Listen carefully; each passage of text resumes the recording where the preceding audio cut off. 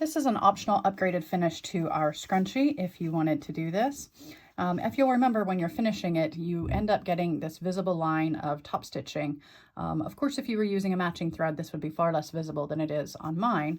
But if you didn't want a visible seam at all, then you could hand finish this.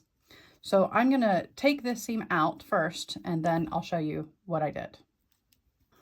Okay, so here's our scrunchie back to the point where we need to close this opening.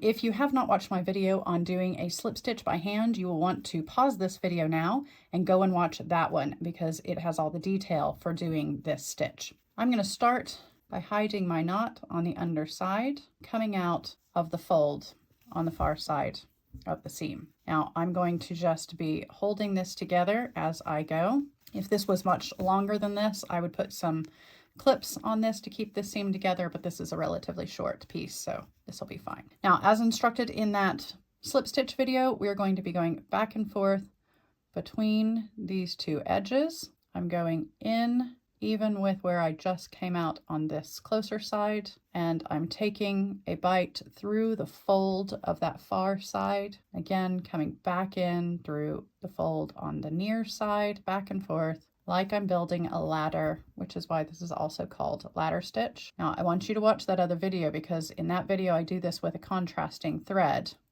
so you'll actually be able to see much better.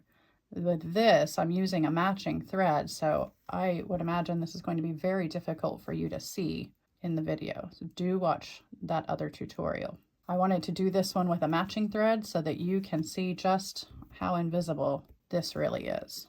Okay, I have reached the end of my seam here. I'm going to see if I can show you stitches. Put something underneath them here so that you can see them. There we go. So the stitches go back and forth like a ladder between the two edges. And then when I pull them tight, not too tight because you don't want to cinch it up, but you can see it pulls the seam closed. There are no visible stitches here, but that is closed and it looks much tidier than that visible top stitch. So now to finish this on this end, what I like to do is just take a little bite here, a tiny little bite, and take my needle through my loop of thread twice, pull it tight to make the knot. I'm a little paranoid, so I tend to do that twice. Make sure that that is knotted up there.